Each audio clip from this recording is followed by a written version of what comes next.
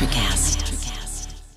Why wait to see if you'll get something you like this Valentine's Day when you can go to BlueNile.com and find something you'll love? Whether you're looking to treat yourself to a little winter sparkle or show a galentine how much you appreciate them, Blue Nile offers a wide selection of high-quality designs, expert guidance, and free 30-day returns for the ultimate peace of mind. You can even design your own jewelry. Right now, save up to 50% at BlueNile.com. That's BlueNile.com.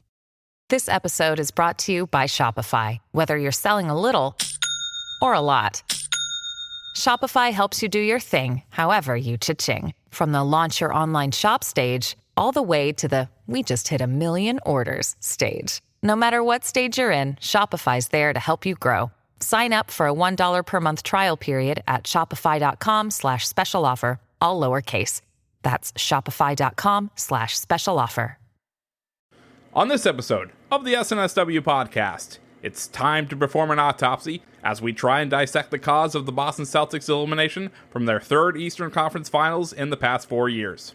We'll also break down Week 3 of the NFL and revisit which teams are contenders or pretenders as we enter the quarter mark of the NFL season. We'll also hand out this week's Forrest Gump Award with all the pomp and circumstance.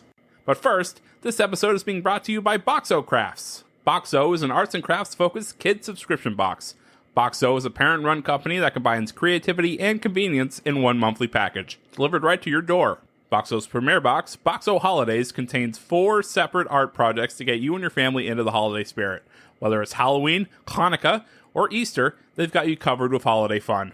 Boxo, we can't wait to see you create.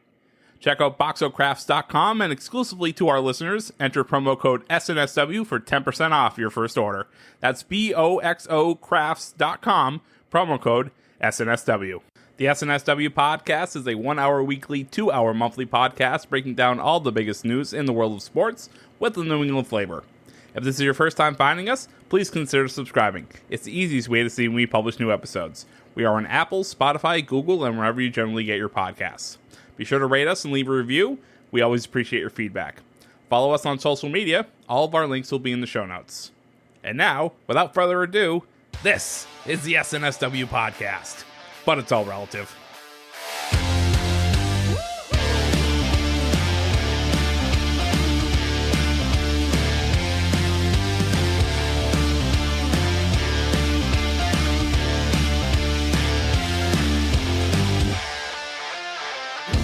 Thanks, Craig. My name is Joe Malkin, and I'm here this week with Dave Clark and Rayshawn Buchanan, and of course, the best producer that we could find, Craig D'Alessandro. Guys, how are we doing tonight? Yeah, doing real good, man. So good. The more abuse you hurl at Craig, the better I do. We don't, Dave, we don't want to hurl any abuse at Craig. He does enough for us already. So, guys, welcome into episode 9 of the SNSW Podcast. We have a lot to get to this week in a small package. So let's get right into it. The Boston Celtics are dropped out of the Eastern Conference Finals on Sunday night to the Miami Heat in 6 games. What are initially our takeaways from the series and the Celtics team? So first, I want to give credit to the Miami Heat for getting the job done. They were the tougher team. They were the stronger team. And at the end of the day, they were more unified. So, and I can end it with that. However, no Giannis, no Kawhi, no LeBron. There was no excuse for this Boston team not to get it done this time around. And it's disappointing. Actually, I'm actually going to start further. I think this is actually worse than the loss that we had to Milwaukee last year, mainly because they were the favorite and they should have got the job done, but they didn't.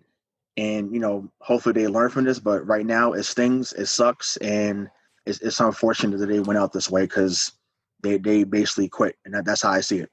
Yeah, I'm with you. I mean, it's just very upsetting. Like the start of the show, I know we do a sports podcast, and Joe's like, a reminder, Dave, the Celtics lost in 6 games to the Heat. As if like every Laker fan I know isn't reminding me of the same thing. Same story, different year. It's all I've heard for the past few days. And it's not wrong, but it's also a little bit not right. I mean, we still have this young core. There's still a massive upside. I totally agree with Ray, though. Like, it definitely hurts. It's definitely a kick to the nads. I thought we were going to do better because there was less competition in front of us. But then it turned out there wasn't really. Like, I do think that the Heat were, on paper, okay, Giannis isn't there, sure, no Kawhi, great, but like Bam came out of nowhere. Jimmy Butler, playing out of his mind. It's like on paper going in, sure, we should be able to get through, but like that Heat team did emerge as like a legitimate team. And I'm free to say that because Mike isn't here to go, like I said.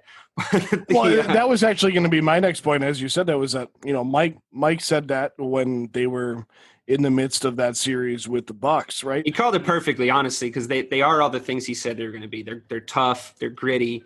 They were beating our asses on hustle plays, which is the most frustrating part of that series, is that like every hustle play we're getting beat on, which is like so not our identity, so not our MO. And like that, I mean, all that stuff just turned out to be true, so credit to him. So going back to, you mentioned Jimmy Butler, and he's clearly the biggest name on the Miami Heat. Rayshawn, is he big enough to you to have beaten the Boston Celtics? And I ask this because I have a take on this, and I want to hear your thoughts on it. It was Jimmy Butler enough of a star for you to beat this Celtics team? I actually have to go back to a take I made a few years ago when a team that he was on before, the Chicago Bulls, had went up 2-0 against the Celtics in the first round. And I remember saying to a friend at the time, I said, he's a talented player, but I'll never be scared of a Jimmy Butler-led team. Now, fast forward to 3 years later. Now, I still really wasn't fearful of a Jimmy Butler-led team, but however, when you have guys around you that are willing to be in their role and really flourish in their role, so Dragic flourishes in his role. Tyler Hero really has stepped up in that series and said, hey, you know what? I'm someone that can shoot the lights out. I'm someone that's going to become a better defender. And, he flourished in his role. Same thing with Bam Adebayo. I said during our group chat, he really reminded me of a younger Al Horford. And, he may surpass what Al Horford did, but I mean, as someone that can pass like him, that can rebound and score, like, that's what happened. Supporting cast is just much better, So that's what happened. Like the evolution. Bam came out of nowhere. It's not a Jimmy Butler led team that beat us. You know what I mean? Like the best player in the series was Bam Adebayo. So Dave, to interrupt you real quick and go off of what Rayshawn said, because Rayshawn played into my point perfectly, is that I agree with you, Dave. Like I want to put that out there first, but I don't think Jimmy Butler was given enough creative license with Chicago. Maybe that's because he was younger, but we've said it multiple times. And after watching this Heat team for 6 games, because all of us sat here and watched every minute of these games in this series, you really can't give enough credit to Pat Riley for rebuilding the Heat after the Heat big 3 left, but also to Eric Spoelstra for how good of a coach he really is. I thought that he was a puppet when LeBron was there, but I think maybe he was, but Pat Riley has really groomed him. Right. But Pat Riley has groomed him into a very good coach. And here's where you played into my point, Ray, and why I asked the question. I think Jimmy Butler was the best player on that court because of who he is as a leader rather than who he is as a talented basketball player. I think he was a floor manager in that series, and I think he is for the Miami Heat. I mean, I think the Heat were super fired up, and I think they were more fired up than we were. Was that Jimmy Butler? Maybe. I just don't feel like we got beaten by Jimmy Butler. Right, not singularly. That's what I mean. I just think that he's the glue that kept it all together. Maybe. I mean, I think that he didn't fit into a lot of places, and a lot of people were starting to write him off because he was basically like calling people out everywhere he went. But you find a good spot for him where people can take that and the right attitude and the right culture. And like, it seemed like everybody was clicking on the same page on that Heat team. Like the fact that we got outworked is like I said before, is like the worst part of it. And like Jimmy Buckets works, like he is a superstar, but he gets back on defense. Like they played that great zone that just obviously knocked the stuffing out of us, like totally killed our stamina and our momentum going into that game 6. And it's like, he is a big part of that, but at the same time, Bam Adebayo to me was the best player on the floor. and he was the best player he was the best player in the series, and he emerged in that series, and that's bad luck, because we knew going into this season we were going to have matchup problems at the big spots, and you could just see Tice just getting absolutely mauled, and it's unfortunate, but it's true. Like we knew coming into this playoffs we were missing a piece still at big man, so I'm not ready to write this team off for that reason, but it does worry me that we got outworked. Right, but that's the issue I had too, because Tice obviously gets in foul trouble every game that you could think of. Right, it's because he's so undersized, right? Because he's in there. Right, it's that, but also too. Right, exactly. So that's part of it. But then, and this is where I have to get on Brad Stevens in this regard. So Grant Williams later on in this series became a lot better guarding the pick and roll when they put Bam in that situation. So, and even though Brand is 6'6", we figured that out too late, though. Right, but that's what I'm saying. But even when they did figure it out, it was like, okay, you have to stick with it. And there's too many times that young players. Yeah, exactly. There's too many times when either Grant Williams or Robert Williams was out there for a short stint, and he didn't let them play through their mistakes, and that's a problem, right? So if you're counting on these guys to be a major component, because like I said, when Hero got hot, Spo was like, oh, he's hot, we're giving it to him. You know what I'm saying? And obviously, Grant Williams or Rob Williams wasn't going to go get you 25 or 30. That's not what they're on the floor for. But if they could get you a few stops, if they can get you a rebound here and there, if they can get you a hustle play, then they've done their job, because that's their role in this team. And the fact that they wasn't allowed to do that on a consistent basis, not only in this series, but really throughout the playoffs, really is an indictment to what Brad Stevens did as a coach this playoff. So where do you think that thing comes from, of the forcing?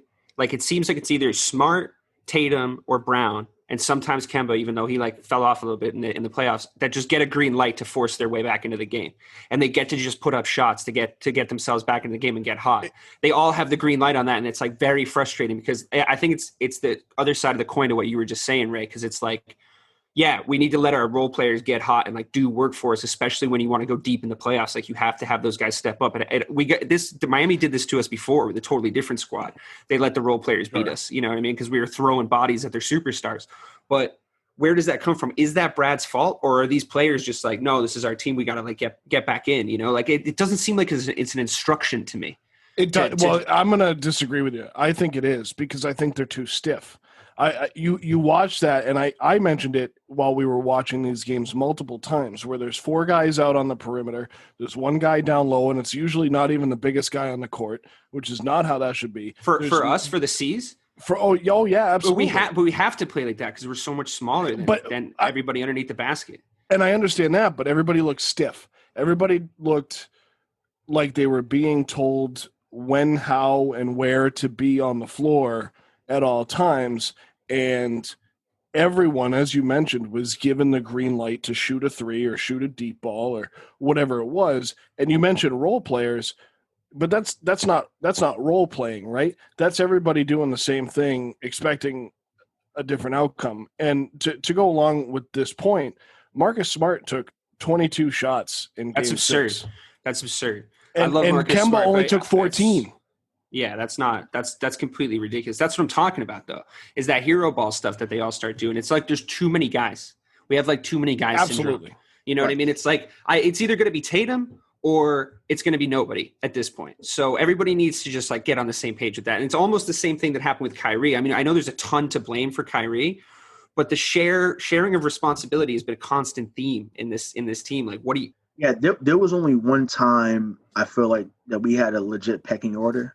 And that was the IT era, right? Because you knew the ball was coming to IT. Maybe occasionally Avery Bradley, maybe Jay Crowder. Jay Crowder did hit a few game winners while he was here. Al Horford had a couple of game winners, but you knew when IT was getting the ball, king of the fourth, that. That was his nickname. Because he was clutch. Yeah, because he was clutch, right? But once we got Kyrie, the team was much deeper, and it was we can just, we could spread it out, but. Kyrie should have been that closer. But there was too many times where it was just well, pass it there. Now, in theory, ball movement is what Brad Stevens wants to do, right? That's something you hear him preach. But at this moment now, with him being 7 years in, I really think it's a matter of, are the players that's there going to buy into what he's saying? Because when they do buy in, they look damn near unbeatable. So when the shot doesn't fall, it's like, oh, now let's go back to ISO. Let's drive, and then we kick out to a corner three. Which would be fine. Which would be fine if Tatum was at his alleged ceiling. Because if Tatum takes a game over, like we know he can, that he did less and less as the series went on, because he was against more like better and better players and they were figuring him out a little bit more. But if he can get that together, it doesn't matter as much, right? Because it's like, just get the ball to Tatum. It's like you said, pecking order, man. Like the 08 Celtics, I know we always harp on about the 08 Celtics, but the 08 Celtics figuring out their pecking order among like those three superstars, fourth like sprouting superstar, is a big part of why they were successful, because they all trusted each other and they all like deep down were like, Ray gets the shot in this situation, Paul gets the shot in this situation. We do not have that. It looked abject Absolutely. Out there. Like who the ball goes to was just not decided on and not talked about enough. And like ball movement, sure, but like there are going to be ISO situations that they have to just get figured out, Right, and I'll add to that, right? Because obviously, 2020 is a year that we've never seen before, as far as just having this long of a break in the season. But I think we started to see that happen in February, right? So when Tatum found out that he was becoming an all-star, he went absolutely nuts in late January, early February. Now, something tells me that if they was able to still keep playing, I feel like that pecking order would have been solved, and it just would say, look, he's the guy. This is it. He's getting 35, 34, 40-point games against the best teams. Like I saw, he had 41 against the Lakers. He had 39 against the Clippers in early February. Like, he was starting to show, like, look, if you give me the ball, I could take you there. But I don't know. Maybe it's just like, it was a doubt that crept in. Why didn't they bring habits? that back? I don't know what it is, but it reverted back to old habits, as opposed to what happened in February, where he started to say, okay, I am the best player. Everyone get out of my way. I think fatigue was a factor. I think that those are factors. I'm not saying they're not, but I think fatigue is a factor too. Like Tatum was the number one for minutes played on average in the playoffs in the bubble. So I either across the whole bubble or just the playoffs, he was like number one for minutes played. So that to me means we're throwing a 20. We have to always remind ourselves. Like I know it's a running joke, but like he is not a veteran yet, to the point where we can like really rely, like, LeBron didn't win anything for his first 6 years. I'm not saying he's LeBron, but like, bear with me. He's still a kid. And, there's a lot of responsibility on his shoulders in Boston, and almost too much maybe, because I even caught myself being furious at him for, you guys remember I was yelling about it on our Zoom chat, but for only scoring 3 points in a half, because I was so angry, because I'm thinking back to that time, like the All-Star break, leading up to the All-Star break, where he just went every single game. He looked even better than the last game. And yeah, all this stuff happened. Sure. Like we had to shut down, but to me, that made him the guy in my head. Like I had decided, because it seemed like he had decided. So he didn't step up and prove that. And that made me really mad, but we have to remember that he's still a kid. So we don't break our shiny toy here. You know what I mean? Like his ceiling's still super high. So it's tough. I know it's a tough loss, but we still do have a young team. I know I don't want to keep saying that forever, but you know what I mean? Well, let's change gears slightly here. And you guys talk about the age of the team, and I think part of the problem, just from my standpoint, I think part of the problem is that all these guys are so close in age, with maybe the exception of Gordon Hayward. There's a couple of older guys, but everybody's fairly young. I mean, Smart's only been in the league for 6 years. Part of the problem is that they aren't playing the roles, right, Dave? That's what you said. And they're not playing the roles. And the role of Marcus Smart, sure, we saw him come down the court and hit 5 threes at the end of a game, and that's fine. But that's not him. He was just hot that day, and that's just the way it goes, right? Not every pitcher in Major League Baseball is going to throw a no-hitter, and sometimes you find one, a blind squirrel finds a nut, right? Not every Trent Dilfer in the NFL is going to win a Super Bowl, but sometimes it happens. So we see these issues with the team, and I think we've kind of talked about a lot of their flaws. And Rayshawn brought up Brad Stevens being in his 7th year, and he just signed a 5-year extension that's going to put him here for a 12-year stint overall if he doesn't leave. And Ray, you mentioned some of those teams during the first half of his 7 years here that did have the role players. So 2 questions. Do they have a fundamental flaw? And is Brad Stevens the answer? Yeah, they have a fundamental flaw, which is that they don't have a dynamic big man that can keep up with all the dynamic big men that are spread across the league right now. So there's no way we win unless we have somebody that's a lot better than Daniel Tice at the 5, in my opinion. So is it a fixable flaw? Absolutely. Like, we have these 3 picks in the first round. We have, sorry to say it, Gordon Hayward. Like, maybe somebody takes that contract off our hands and we can get someone. I heard Sabonis was some scuttlebutt. Gordon Hayward, and I know this has been, I hate to bring up this hot button issue, but Gordon Hayward's been a lightning rod of conversation in our group. He did not show up in Game 6, Ray. Like, he did not show up at all in Game 6. And you have to ask yourself, like, if his performances stay this inconsistent, you got to move him on. He's gone after a year anyway, right? No, I'm glad you brought that up, because I wrote down something I saw earlier. So I'm not sure if you guys are familiar with Jared Weiss, but he's a part of the Athletic.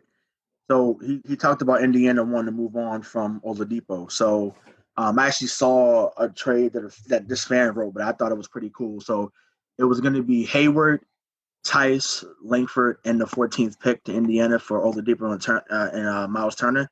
I'll do that yesterday. Now, to be honest, yeah, exactly. I do that.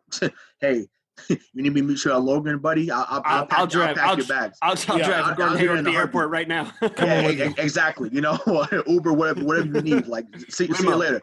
So, and like I said, and I've been the biggest Hayward supporter in the group, but it's just like that type of deal. See you. That's so yeah. That helps for him because he is from Indianapolis. Right. And just had a baby, like, hey, be a smaller family, market. See you later. Sure. Smaller market. He'll have time to come back from his injury somewhere else. Maybe somebody will take on his contract. And it's funny you mentioned that, Rayshawn, because I wrote down the same exact thing because I saw the same exact trade proposal, and I got to put this in here. And I should have known you had seen it, but I was trying to be that guy, right? But Joe, to your question, is Brad Stevens the answer? Was that your question? Well, that was the second. I can answer that too, though. Let me say this though: if Gordon Hayward gets shipped out, a big part of Brad Stevens' like negative downside goes with him, because there is a huge thing that Brad doesn't see when Gordon Hayward's not playing well, and he always gives him more rope and more minutes than another player in his position and in his context might deserve. And it's just a fact, which is fine. I mean, they're together in college. Like, I get it. A lot of coaches get that baggage have out of here. Right? Yeah, exactly. A lot of coaches have that bias towards guys that they've either coached at the college level or they've had success with in the past, and you're just not everybody is going to have success everywhere. We've seen you guys can have beers when you're not on company time. You know what I mean? I agree. I don't see your relationship blossom on the court. You know what I mean? So it's like, just figure that out somewhere else. So I'm not saying you agree. It's just like, stop it. So we all agree you trade Hayward for Oladipo, and I know there's more to the trade. Not just him though. No. Miles Turner. That's what I just said. No, I understand. But what I'm saying is you trade Hayward and those other pieces, including the 14th overall pick in the draft, for Turner and Oladipo. Sunday night after Game 6 loss, you would just get here Hayward so we can drive you to the airport to send you to Indianapolis. Yeah, and I'll add two other first round picks too. Like, hey, swing the deal. Like, take it all. Yeah, I don't care. We don't need those draft picks at this moment. So take the 14th, 26th, and 30th pick, Romeo Langford, Tice, and Hayward, and hey, see you later.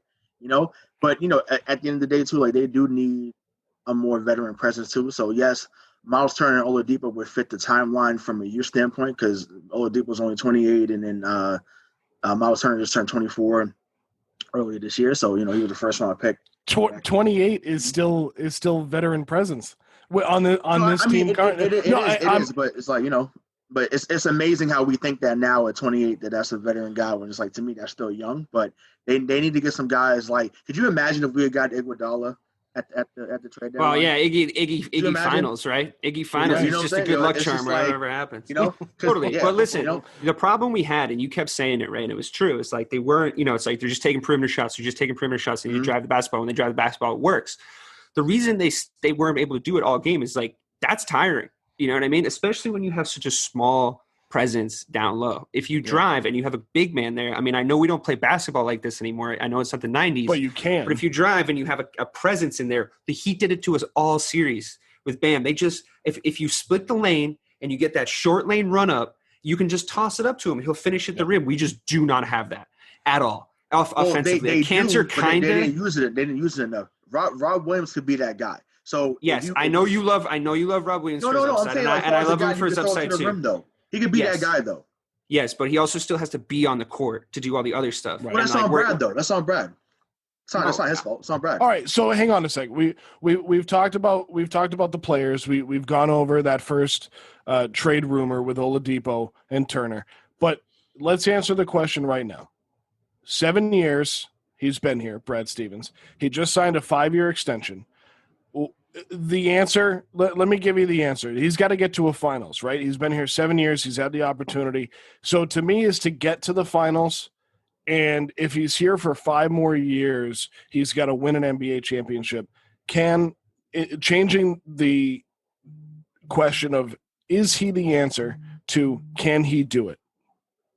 He can do it.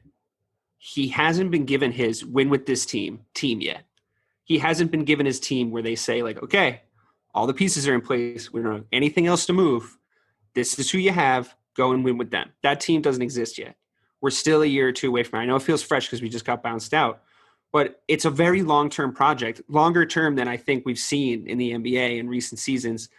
We can go one of two, with the exception of the 76ers, we can go one of two ways. We can go 76ers way, where we're firing coaches and we're moving stuff around and like this, that, and the other, or we let the man build to the end and we put all our eggs in that basket because we're already in too deep anyway with Brad Stevens. There's no upside to getting rid of him and having another coach come in here, So I hope so. I hope he's the answer, but like he better be at this point. All right, Ray, you told us you had the answer. Let's hear it. Yeah, no, I think that he is the answer, man. Like I said, he pisses me off at times, but he definitely is the answer. I think every coach pisses us off. I mean, Belichick pisses us off at times, and he's been here 21 years and won 6 Super Bowls. But you can't say that people don't doubt Bill Belichick. So if they're doubting him, you have every right and every of course. reason. I've never been mad at Jurgen Klopp once in my entire life, just for the record. Well, you know what? I don't think many people can. Have you seen the man? He's a great guy, a wonderful coach. But while we know you've been mad at Mark Trestman and Matt Nagy and all those guys. So Trestman, wow. So that was a throwback name right there. Jeez. Right. So we all agree Brad Stevens is currently the answer. I agree with you, Dave, that you can't move on to someone else. And I mean, we have other teams now.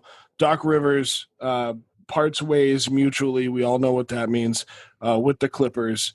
Steve Ballmer says that it was I kind of believe the guy. Of all the guys in the NBA, he's kind of one of the good guys when he says, we agreed to part ways. You could have Doc Rivers back in the East. And could you imagine, though, all these teams that are – like, yeah, get Doc to New Orleans. Bring Doc to, where else did they have him going? Philadelphia. Could you imagine if people were like, Brad out, Doc in? Could you imagine that conversation? That's not a question. I don't want to go down that road. It's just something that popped into my head, so I'm not going to go there. But here's another trade that was brought up. We brought up the Oladipo and Turner for Hayward and everything else. Wait. Can we go back 1 second, though? I just want to say one thing about Doc Rivers getting fired. Fully deserved to get fired. Absolutely. Absolutely. I know we don't have a lot to talk about because it's like you're out. Like even more so than no. Okay, go on, Joe. Go ahead. All right, one more point on the Celtics, and then I have one overall NBA question. So the last point on the Celtics is another trade was rumored this afternoon. As I'm driving home, I start seeing everything blow up. Should focus on the road, man. I was, but when you're listening to the radio and you just. Nope, not going to go into it because I'm going to get myself in trouble. So there was a rumor out there, and this might be a stretch, but Marcus Smart and whatever package it takes, because it clearly can't be a straight-up package, but to Golden State for the number 2 overall pick. I think it's outlandish, but it's a rumor, and it deserves to be talked about because we talked about it in our Slack. And I think we all agree we need a veteran presence, as Ray has said multiple times already in the last half hour. We need a big man.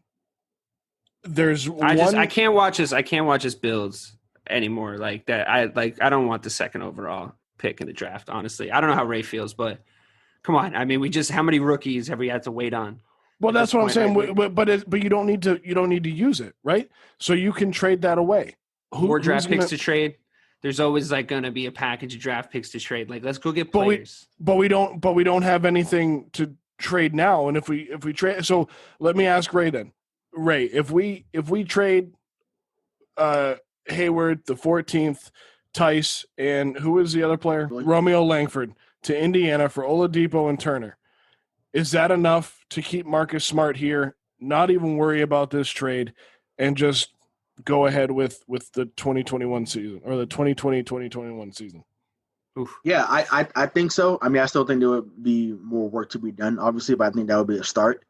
You know, you have to me, they need to get rid of Semi Ojeleye too. Like, please. Like, let's just get that. I've held off on that long enough, but I've never seen anyone get more clout off of one series because he guarded Giannis for a few games back in 2017. Like that, God. I'm not gonna go there, but he has to go too. But isn't that how it goes in the NBA? I don't want the number 2 pick either, like Dave said. But I did write about this, so you can read that article on WordPress. So plug that. But if they are going to go that route, that they use a draft pick. So I would trade. I think Detroit has the number 7 pick. So I would trade with Detroit. If they're not going to get Oladipo Turner, I would trade up with Detroit and talk to them about, hey, for the 7th pick, we'll give you the 14th, 26th, and 30th. Since you're looking to rebuild, and, you know, they have to sign Christian Wood. They have to build around Blake Griffin. So there's a lot of pieces they need to fill there. What do you do with that 7th pick then? To get that guy out of Iowa State that I've been telling y'all about.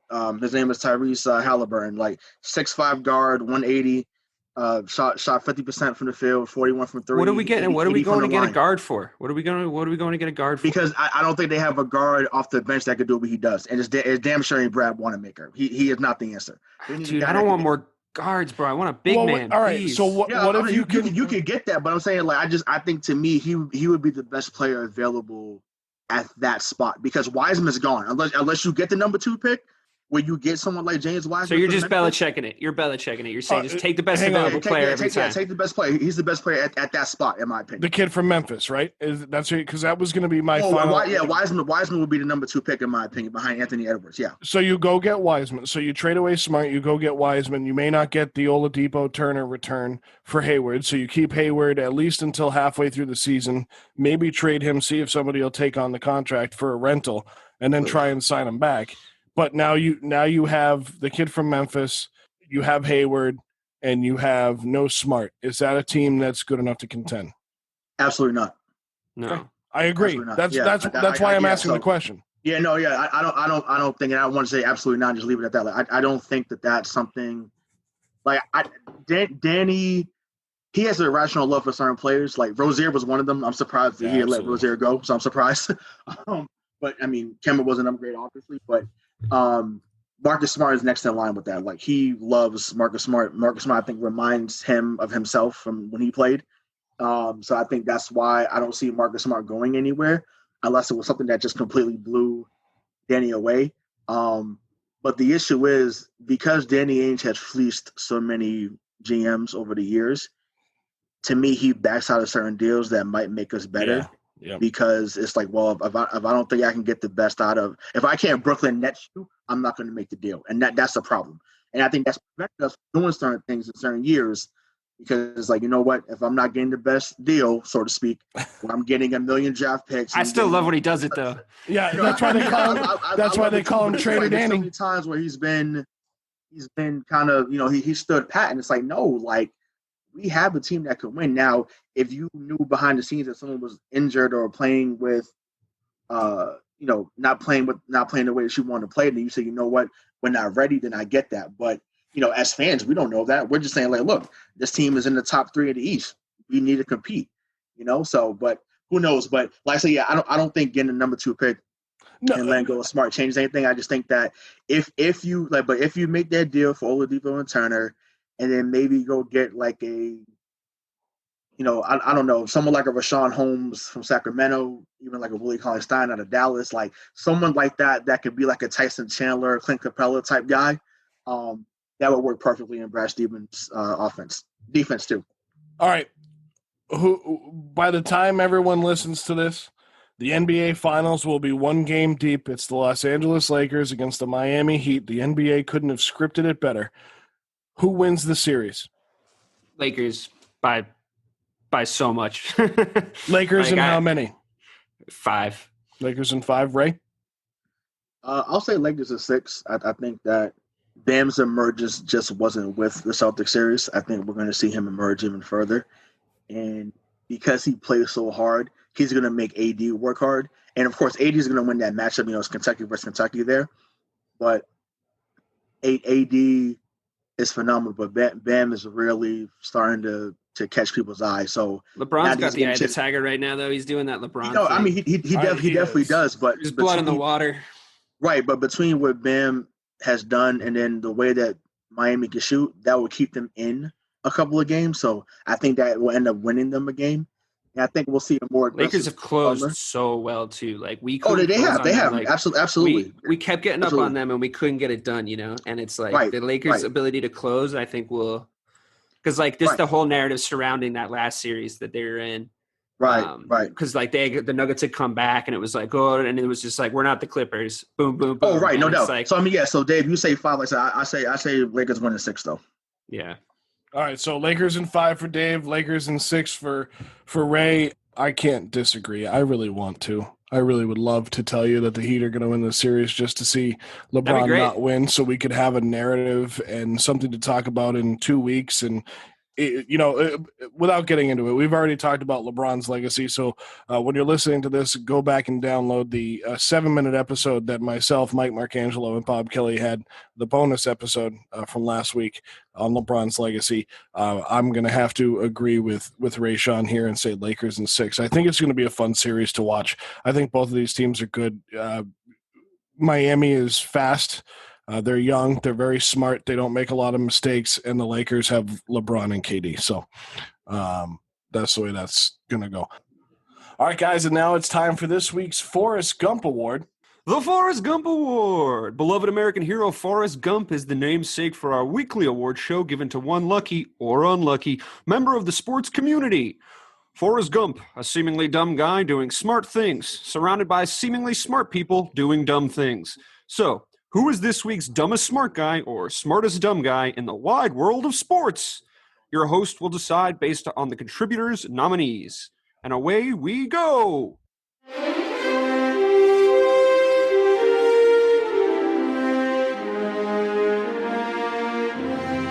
Go!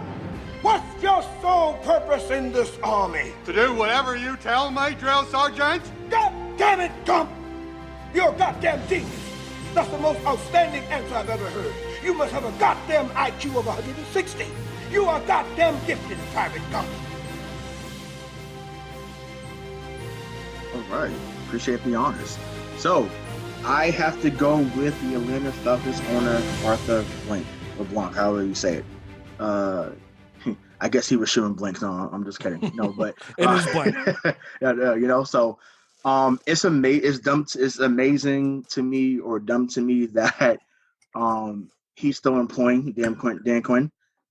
How many blown leads do you need, to see before you say, hey, you know what, before we get off this plane, I want to let you know that you're relieved of your duties, or we're going to mutually part ways. So obviously he's smart. You're a businessman. You know how to make money. That's great. But his decision to keep Dan Quinn around, after what happened in Super Bowl 51, what happened against the Cowboys, and now what's happening against Chicago a few days ago, like it's comical. Like he's definitely my nominee and really should be the winner of the Forrest Gump Award this week. Way to lobby for yourself, Dave. Go ahead. Wow. That's going to be a tough act to follow, mainly because you had such heavy material with the idiocy that's going on over there at the Atlanta Falcons. When I woke up this morning, I had a surefire Forrest Gump Award nominee, and it was going to be Matt Ryan, because he's the face of that franchise, and he just looks so stupid every time they do that, and it's kind of his fault every time. But I've pivoted since, and I'm actually going to nominate the future record-holding Forrest Gump Award winner, because he's going to win a lot. I'm going to nominate John Gruden. So John Gruden is a really dumb guy, but he did a really smart thing this week. He did a really, really smart thing this week. He decided to blow the game against the Patriots, because He had them in his sights. He's 2 games up, running in, sees the Pats. The Pats come out there, look sloppy, Cam can't get it going. First time you've really seen him make some boneheaded, I don't really understand the offense mistakes, which is like still cool, whatever. And Gruden manages to not manage the clock effectively at all, kick field goals when he shouldn't have, do all the dumb John Gruden-y things that you could possibly do to blow a game of football, and then manages to blow the game of football. Gets outcoached by Bill Belichick, no surprise there. And that's a smart thing that John Gruden did because he was up 2 games and people were starting to talk about him. And that little voice in his head that said, you're John Gruden, okay? You're not very smart. You got to get – and then he got fined a big bunch of money. And that little voice was like, you know what? You're in too deep. You got to get some of that attention off you. You got to cruise this team to a nice 10-6 at most, and then go away early in the playoffs because nobody – should be asking you any questions. That's a smart man that day, John Gruden. You're my Forrest Gump nominee. I'm trying to – I don't know if you're a politician or you are John Gruden in disguise trying to throw the Forrest Gump award. So here's my take. Here's my take on both of those things. He's at least going to be a record holder in nominations. Well, if you're on the show, absolutely. So here's my thought on Arthur Blank. Lowe's is better than Home Depot. Arthur Blank owns Home Depot. Ray, when we started the season and we did our AFC NFC predictions, I didn't have Dan Quinn. I had the AFC, right? I was on the other side, so I had Zach Taylor as my first coach gone. There are 2 coaches in the NFL that should go long before Zach Taylor. And I'm starting to come around to what Bobby said about Joe Burrow being in Cincinnati. Like, that Cincinnati team is bad, but they don't look awful, if that makes sense, right? So they just extended Joe Mix and everything else, whatever. We're not really talking about them. We're talking about the Atlanta Falcons. I also don't want to put in the Super Bowl against New England where they blew a 25-point lead into this. While it's the same coach, the same owner, the same quarterback, it's not the exact same team. What you have to look at is the fact somebody's fault, though. No, absolutely, somebody's fault. Right, it exactly. is. But let's talk about John right Gruden's now. fault. It's not John Gruden's fault that the Atlanta Falcons blew a 25-point lead in the Super Bowl. That's not true at all. What I see is that Dan Quinn can't close, right? Always be closing, and he can't. So Dan Quinn should be gone for his overall track record. But you're absolutely right, Rayshawn. Like, if we just want to talk about 2020, he should have come in with a short leash to begin with. And he blew multiple 15-point leads in one season. That has never happened in the history of the NFL. 100 years, that has never happened. But the only person with a longer track record in that organization of blowing championship games and blowing leads is Matt Ryan. And he's got, even back in college against Virginia Tech, he choked. So are you saying that Matt Ryan should be cut? I'm not saying he should be cut. I'm just saying, like, if you bring a different coach in, all right, is there a 0% chance that ever happens again? Not with Matty Ice as your quarterback. I love the guy, Sure. PC product, but he's just kind of proven that he doesn't have that killer instinct when it comes to, like, putting a game away. Like, that's just never happened to Tom Brady. You know what I mean? I know that's a tough comparison, but, like, or Aaron Rodgers or Drew Brees. So my other point on that is to get back to that. You're absolutely right about those guys. But my other point was about the coaches that I think should go before Zach Taylor. It's Dan Quinn and Adam Gase. And Dan Quinn should actually absolutely be gone. And Ray, we do have to talk about that, right? Because you mentioned how Matt Ryan has done this under multiple coaches, similar outcomes, similar performances, right? Not a bad quarterback, just can't finish. You look at Aaron Rodgers, who's now had multiple coaches in Green Bay and is still the same player, right? But he's just got that killer instinct, so literally echoing everything Dave just said. But Gase is the same thing, right? Because, like, his quarterback is just underperforming. But his quarterback is underperforming because he ruins quarterbacks, and he has a history of doing that. So now I'm going to switch gears over to Dave and look at John Gruden. I can understand why you don't like Chucky. It's a scary movie. I don't like horror movies either, but that's no reason not to like a guy because he ruined a Super Bowl for you in 2003 when he beat. First of all, he didn't ruin a Super Bowl for me. I didn't have a horse in the race. He ruined a Super Bowl for America. So, he How did lowered he ruin the Super standard. Bowl for America? Make your case. Was that not the most boring Super Bowl you've ever watched? I've watched so many boring. Do you remember the Super Bowl between the Pittsburgh Steelers and the Arizona Cardinals? That was a chess boring. match. It was a chess match. No, that wasn't boring. No way. You're gonna get Rayshon fired up. No way. There was two dope catches at the end of that. Right, but no, I'll say this: to me, even though they smacked Oakland, like, which was beautiful for me because everybody was talking shit about what happened the year before with us, the tuck rule. Now I'll go the year before we won, when the Giants got demolished by the Ravens. To me, that was probably the most boring. You lost 35-7. Yeah, but I love that Ravens defense.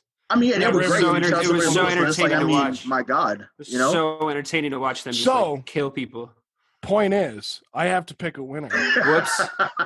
And the winner. I'm ready. Drum roll, man. Let's make it happen. Let's go. We don't need Craig. Insert drum roll here.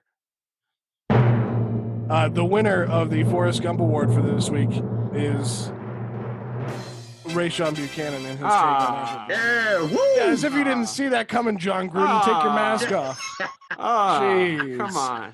So I'll tell you, I can't believe I lost my first time with my own invented award. What a kick in the balls. Just want to say thank you and design the next game. For more wins, baby. Let's get it. That's right. Never know what you get out of them. Both of our Forrest Gump Award nominees were in the NFL, and that's where the second half of the show is going to take us into the NFL, Week 3. Guys, what a week this was from beginning to end. And Dave, let's start with you, because this Chicago Bears team interests me so much of the teams with a winning record in the NFL right now. Because you have 2 weeks where Mitch Trubisky goes out and wins them 2 games, essentially, right? Big fourth quarter comeback in week 1. I'm pretty sure he just did it again in week 2. But then in week 3, the narrative changes, and the Bears yank Mitch Trubisky for Nick Foles, and Nick Foles goes out and gets the W. What is going on with your Chicago Bears? So I think that Matt Nagy's playing 3D chess is what's happening. I think that if you remember, I was backing Trubisky because he came out and said he won the camp. He kind of won the QB off in the defunct, shitty offseason that we had. So I was like, cool, put Trubisky in. Maybe we can see something here. I think that Matt Nagy knows he's basically he's got one more quarterback before he gets fired. So I think he's going, I need to take the pressure of Trubisky sitting on the bench and looking at Nick Foles as a narrative out, and I need to pull them at the exact right time. And I think he knew that they were going to come back against the Falcons because the Falcons stink and they love blowing leads. And I think that he was like, this is when I'm going to get everybody to get fired up for Nick Foles because he's going to come in and win this game. If he lets Trubisky win them the game, that's a tough decision for the next week. You know what I mean? Because it's like, what? He just won us another game. Like, you got to get him in there. And he knows that Trubisky's the guy that's going to get him fired. He can see it in Trubisky's eyes that he's the guy who's going to get him fired. So Nick Foles comes out, throws 3 touchdowns. Should have been 4 because I don't know if you saw that decision. Yeah. But that was trash. They called it a touchdown and there was no discernible evidence to overturn that into an interception, a touchback. Awful. So fine. They still blew the lead, even though the refs waved off 2 different touchdown throws. One of them was definitely not a catch, but they waved off 2 different touchdown throws. Should have been 4 for Nick on the day. And now Nick's the starting QB. So really good job, Matt Nagy. Way to play that 3D chess. Way to take Mitch out as a factor. The Mitch Trubisky era is over. It was nice having you. It was a cool 45-yard run that you had on Sunday. And bye. Nick Foles all the way. So we're backing Nick Foles in Chicago. Here's an interesting stat in week 3, including the Chicago Bears. Every team, 28 of the 32 teams in the NFL scored more than 20 points in week 3, with the exception of the Jaguars, the Giants, the Chargers, and the Jets and the Broncos. So 5 teams. I missed out on the Giants because I forgot they were an NFL team. 5 teams don't score more than 20 points. The Dolphins take care of the Jaguars. The 49ers beat up on the Giants without Jimmy Garoppolo, which was amazing to me. The Giants, we look at all these other teams that we think the Jaguars are bad. Both of those teams in East Rutherford, New Jersey are terrible. We had our first tie in the NFL, the Cincinnati Bengals and the Philadelphia Eagles. And this is one I want to jump on because we all talked at the beginning, or at least I talked at the beginning of the season about how bad I thought the Bengals would be. And you guys kind of talked me off the ledge with the, hey, it's Joe Burrow's show, give it time. But let's flip the script here. How bad is that Eagles team? Because not only are they bad, they don't have fans in the stands. And walking off the field on Sunday, the sound guy in Philadelphia booed Carson Wentz coming off the field. How bad is this? Is that real? That's real. How bad is this Eagles team? Really bad. Really, really bad. Yeah, that overtime, I watched it. I don't know how I got stuck on watching that. Like, it must have been some lull in between games watching that overtime between Philadelphia and Cincinnati. It was like watching two blind kids trying to fight each other. It was like they couldn't get anything done. I was like, is no one going to score? You're just going to trip over yourselves until like the game's over? We're going to shake hands and go home? This is pathetic. Like, I've seen ties in the NFL when like two teams like butt heads. You know the way, like, I always make the joke, like if it's a low scoring game, it's like, oh, what is this, the Steelers versus the Ravens? If it's like 5-3, yeah, like that's like a Steelers Ravens score line in like the third quarter. But it's like, so it's like two guys like cancel each other out, beating each other up. We love seeing it. Okay, fine, it's a tie. You know, I'm more okay with ties than probably most of you guys because there's ties in the main sport I watch in soccer, so I'm good with it. But that tie was pathetic. It was. Oh my God, they should have been banned from playing the next game. They both should just concede. More pathetic for Philly. Again. More pathetic for Philly than Cincinnati. I think Cincinnati. Carson Wentz. I didn't see the whole game of Carson Wentz. It seemed like he had opportunities to throw it all day, and he didn't get it done, and he's just not that good. You know who is good? The guy who won a Super Bowl for that team, Nick Foles. Oh, Nick Foles, who's now the quarterback of the Chicago Bears. I agree with you. Carson Wentz is the Mitch Trubisky in Philadelphia that's going to get Doug Peterson fired. Ray, let me ask you, because we already heard Dave's take on the Raiders-Patriots game, where he just thinks that John Gruden blew it. Patriots win 36-20 over the Raiders. I think it was a better game for the Patriots than people might give them credit for. So far, they've beaten the two teams that they should, and probably lost to the team that they should lose to.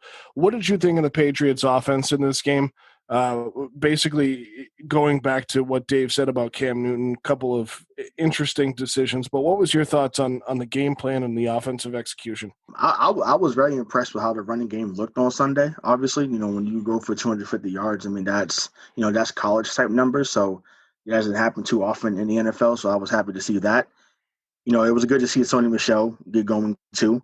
Bob has been probably the biggest, hater of Sony Michel in our group, but take that, Bob. Sony went off on Sunday, so that was a good sign to see. Obviously he's underperformed at times, but hopefully it's something that is a sign to come. J.J. Taylor to me looks like Deion Lewis 2.0, and I hope they find more ways to incorporate him in the offense, because I think that eventually he can be that guy that's, that change of pace back that's really needed in the NFL. So, but more importantly, it was good to see that Cam didn't have to have a game throwing for 350, like 3 total touchdowns for them to win. So to go 17-28 from 162, he had a turnover. So to have a really pedestrian performance like he did in week 1, even though week 1's 155 looked better than the 162, but to be pedestrian as he was on Sunday and they still win by 15, really to me is a good sign. Hopefully they just get better defensively though. So I have to make some points on that. I still think Sony Michel is on his way out. I don't think Sony Michel is very good. We made Bob made the comment that Nick Chubb went after Sony Michel in that draft. I think that's a good point. I don't think Sony Michel is the answer at running back in New England. I don't think J.J. Taylor's the answer at running back for New England, and I don't think that Rex Burkhead is either. But so here's what I think. I think that they recognized that James White would have been a big help against Seattle. and they used Dion Lewis 2.0, which I really like JJ Taylor. So don't take my last comment as a total negative. I think he's a hard runner. I think he is able to get to the outside and hit the corner, unlike many running backs in New England have been able to do in the last 2 decades. I think he allows them to be more dynamic, and they do need to get him more involved in the offense. But I think he was a fill-in for James White while he's out. And I think the way they incorporated Rex Burkhead this weekend, and to your point, Ray, brought all 4 of the backs, I'm counting Cam Newton as one of those backs, the way they brought all 4 of them into the game plan and allowed them to run wild. I just don't think the Raiders were ready for Rex Burkhead. I don't think it was a matter of John Gruden blowing the game. I just don't think he recognized that they had Rex Burkhead in the backfield and that he was going to have as big of a day as he had. I don't think he's ever going to have a game that good in his career ever again. But I think when they get James White back, you're going to see this offense click even more. And for them to click as well as they did this weekend and still have those mistakes, because Dave mentioned it in his point earlier about how he made mistakes. He did make mistakes.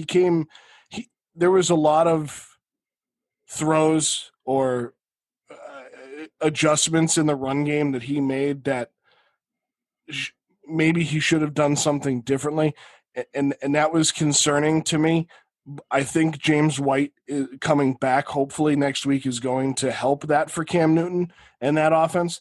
I just don't see room in the offense for 4 running backs when they had to try and incorporate 3 this week. And granted, I think it made it busier for the Raiders than it did for the Patriots, but to have to incorporate another guy in, I think Sony Michel is going to be the odd man out. I mean, it's a fun offense, it's a fun offense to watch, but it does make you kind of wish, I'm not a Patriots fan, but it does make you kind of wish there was more weapons in there, like real weapons that he could like really exploit and use, like between Cam and Josh McDaniels. But like, yeah, I mean, Sony Michel's not the answer. What were N'Keal Harry's numbers like this week? Yeah, Caught 2 passes, he didn't score at all. Like, he's so inconsistent for you guys too, and it's like it's sort of the same issues that you had last year. You just have a lot more dynamism at quarterback now, which like Josh McDaniels can work with, but you can still see the same issues. Like the weapons aren't really there. So unless they can kind of figure out this weird special offense that they're running and like, win games that like by driving down the field really fast, like, close out. I don't know. I still don't see them as going all the way with some of the eliteness that I've seen around the rest of the league. Well, especially when you have 2 teams in your conference alone in Kansas City and Baltimore, and Kansas City made Baltimore look like a JV team last night or on Monday Night Football this week. And I still think Baltimore is one of the better teams in the league. Yeah, they're really good. My early pick for Super Bowl right now, going into week 4 of the NFL season, is Kansas City and Seattle. I think both of those teams are so far ahead of everybody else. But going back to your Patriots point, I agree. I think this is the negative, right, to me, where Cam Newton can succeed. We've seen it in the NFL. He has succeeded. He's been to the playoff 4 times in 9 years. He's been to a Super Bowl. He's been Rookie of the Year. He's been Offensive Player of the Year twice. He's been MVP, right? We know the guy can play, and we know he's a coachable player because every coach he's played for has said that about him. They said that about him at Florida. They said it about him at Auburn. They said Ron Rivera said it about him in Carolina. And I don't think Cam's going to be your problem, though. No. But that's what I'm getting to is that Josh McDaniels said it just today about him. But when you look at the pieces that are put around him, I think he needs something closer to top tier at a position, right? He had Greg Olsen for all those years. He doesn't have anything near a Greg Olsen in New England. He had Steve Smith at the beginning of his career at wide receiver. He's got Julian Edelman, but to me, Steve Smith was a better wide receiver in the NFL than Julian Edelman, and he didn't get his due at the end of the day. I mean, that guy probably should have won multiple Super Bowls. But even receivers, sure. But like, look at what Rodgers is doing in Green Bay. Like he doesn't have a ton of weapons to throw the ball to. But that's because he's got the best running back in like that he's ever played with, probably, like that I can remember. Yeah. He has this backfield weapon, and he's just using it, and he's like doing a little Tom Brady action like across the like just short little out routes and stuff. You can make that work. What you can't make work is a guy like Cam Newton just completely by himself. And that's what I was getting to with that point, and that was kind of my long way around it, was that Cam Newton needs something. He needs that one piece. He needs that Greg Olsen, that Steve Smith, that Christian McCaffrey. He needs that one piece, where Tom Brady a lot of the time made guys that piece, right? We've talked about the 2001 Super Bowl already on the podcast. Go back and check that out. The first championship rewrap that we did, hosted by Bob Kelly. That's on our channel as well. Tom Brady a lot of times did not have a dude. Really, the only times he had dudes on offense was Corey Dillon and Randy Moss. Besides that, I can't point to a guy that was an absolute Gronkowski. Gronk. An absolute superstar. Yes, Gronk is one of the best tight ends of all time. He was definitely Brady's best ever weapon too. I think he is his best ever weapon, and I think he's his biggest binky as well, which isn't a bad thing. I don't say that every person needs their binky, right? Long and short of it is, because now I'm trying to get around this because Craig got in my head by chiming in there with Rob Gronkowski. So those are his big three weapons. So Cam needs one, but the point is I agree with Dave that Cam needs that guy. He needs that dude more than Tom Brady needs that dude. Yeah, I mean, and that's okay, obviously. I mean, who knows? I mean, but like he said in the press conference, which I love that he said that, because I'm not sure that people were expecting that answer from him when they said, "Oh, so what do you think this offense needs, or do you think the guy is in the room?" And he said, "Oh, or who do you think is the next big weapon?" He was like, "Well, it's here in the room." And I love that answer from him, like whether he thought it or not. Like the fact that he actually said that in public was great to me, because I think it gives that confidence. And we've talked about N'Keal Harry in the past, but I feel like he is someone that I think is adapting to how Cam leads as opposed to how Brady led last year.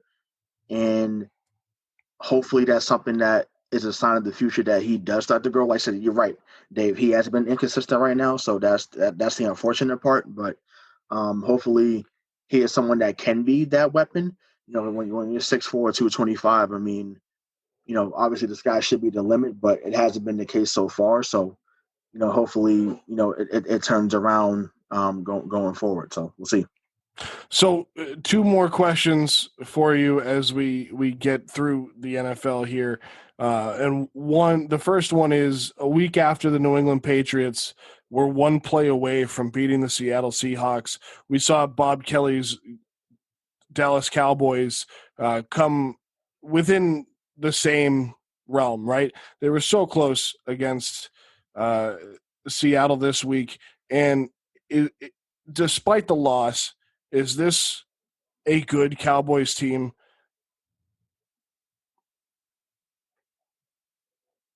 I thought you were going to keep talking. No, that was it. I thought it was a joke. That's why I paused. No, yeah. Well, hang on. Let me make the point. Cowboys and good doesn't go together. So I thought it was a joke. I was waiting for the punchline. Well, let me make the point. And the only reason I bring this up is because we saw the Patriots lose to Seattle, and we saw. So let me rephrase this question. We saw the Patriots lose to Seattle a week ago. We saw Dallas lose to Seattle this week. Dallas is without a doubt going to win that NFC East. I'm going to say it right now because the NFC East is absolutely terrible. Washington is bad. Atrocious. Philly is bad. New York is terrible. I don't see it going any other way. I guess what my other question is my basic question is, Seattle beats both of these teams. Put New England against Dallas in a one-off. Who wins? Depends on the context and the situation. If it's next week, I'd say Dallas has a really good shot at winning because nothing's on the line. If it's the Super Bowl, because that's the only actual game of stakes they could play, or like they both needed a win to get into the playoffs maybe at the end of the regular season, I think New England wins every single time because it's the same story. Belichick beats McCarthy? No, because Dallas as an identity are just kind of losers, man. And like, I'm sorry to say that, but Bobby's going to rip you so hard. They are, though. It's the thing, it's I made him mad in the Slack because I was talking shit about Tony Romo as a quarterback, and he got so mad. I love you, Bobby, but like Tony Romo is 0 for 2 in the playoffs. Like that's his numbers. He's not a winner, but that's not his fault. That's the Cowboys' fault. When you go to the Cowboys, you lose when it matters. I love it.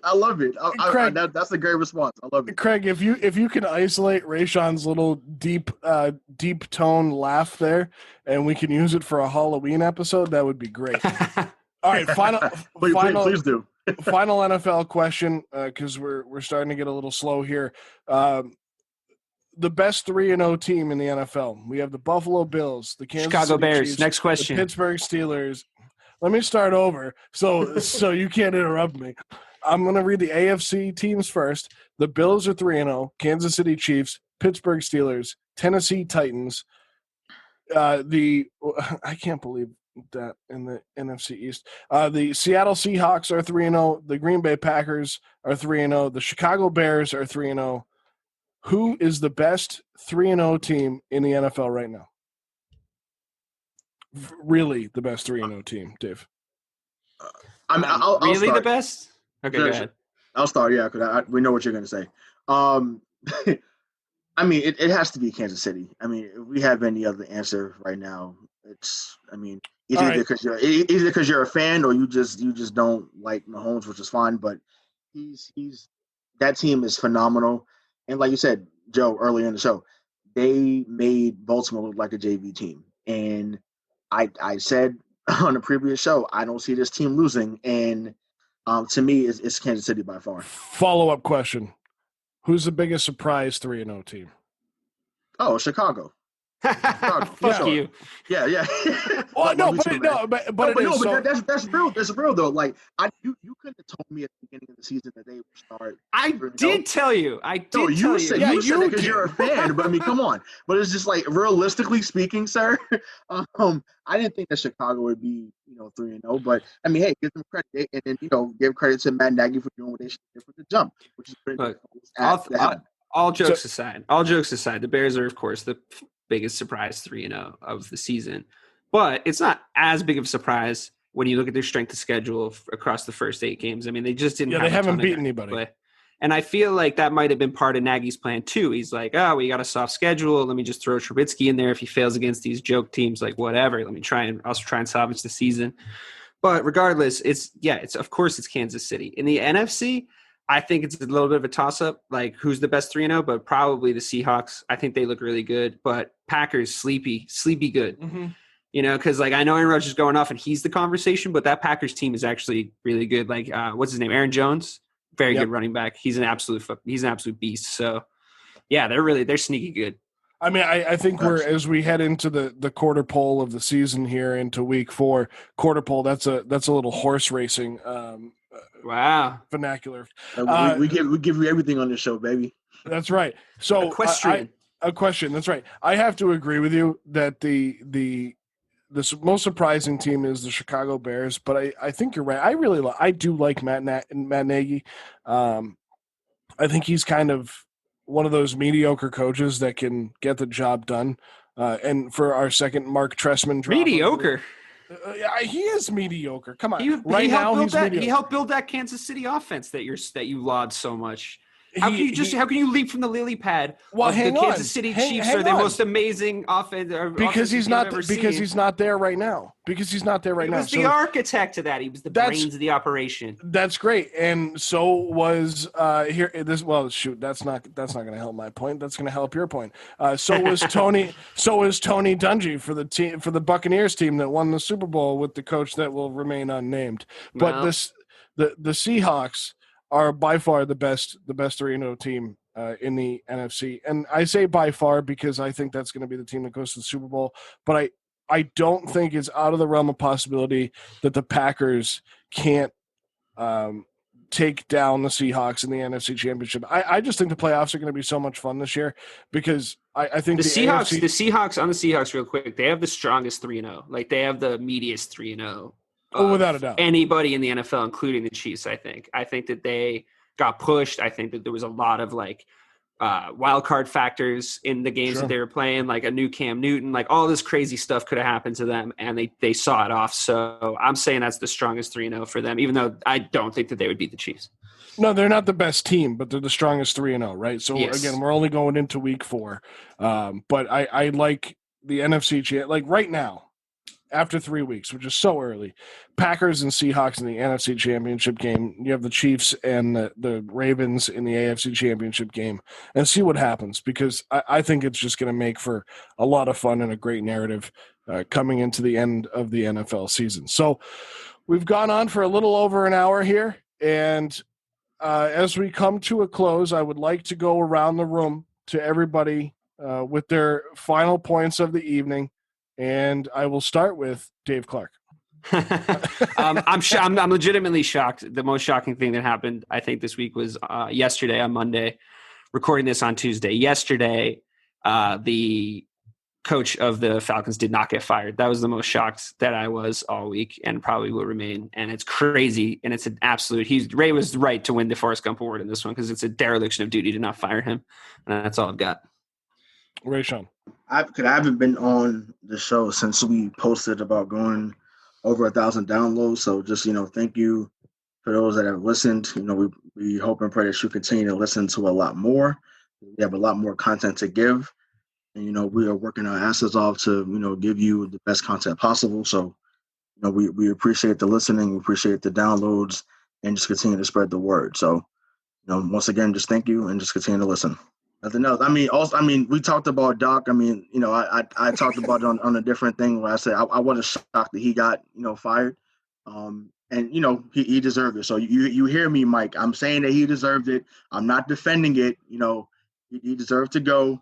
He means your signature sign off. Well, got you. Well, that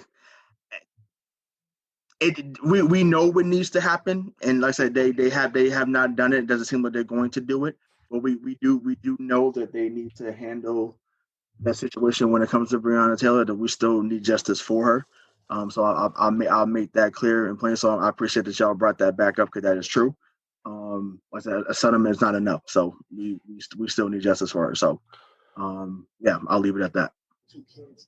Thanks, guys. And my final thought for the week has to do with NFL Week 3 and the NFL as a whole. We've gone over records every week. We've talked about the Patriots. We've talked about every other team in the league and who our surprise is. We have the New England Patriots sitting at 2-1, the Chicago Bears sitting at 3-0, Dave's Cowboys sitting at 2-1. But we all know who the best teams in the NFL are through 3 weeks. And as we head into the quarter poll, I said it while we were talking about the NFL, my favorites to go to the Super Bowl right now are the Seattle Seahawks and the Kansas City Chiefs, and I'm going to stick by that, and that will be my final thought for the night. My last thing to say this week during this recording is the first presidential debate, and I have to tell you, no matter how it turns out, who wins the debates, go out and vote for who you believe should be the next president or the president of the United States. And that'll do it for our EP, Craig D'Alessandro, for Dave Clark, Ray Sean Buchanan. My name is Joe Malkin. This has been episode 9 of the SNSW Podcast. Have a great one. We'll talk to you next week.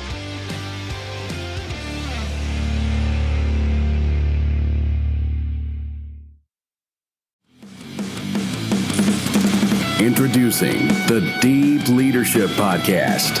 Leadership is a people business. That's the philosophy of your podcast host, John Rennie. As a former submarine officer who spent 22 years leading businesses in corporate America before starting his own manufacturing business, he knows that leadership matters. Deep Leadership is real-world, actionable leadership advice from John and his expert guests. Become a leader worth following. Subscribe today. Electricast. If you're a working professional wondering what's next for your career, you've come to the right place. Whether you're looking for a promotion, growth, or a potential career transition, look no further. With over 30 years working in a variety of industries, I share my insider knowledge with those ready to get ahead on Career Advancement with Craig Ansell. Tune in to get your strategies for success. Electric acid.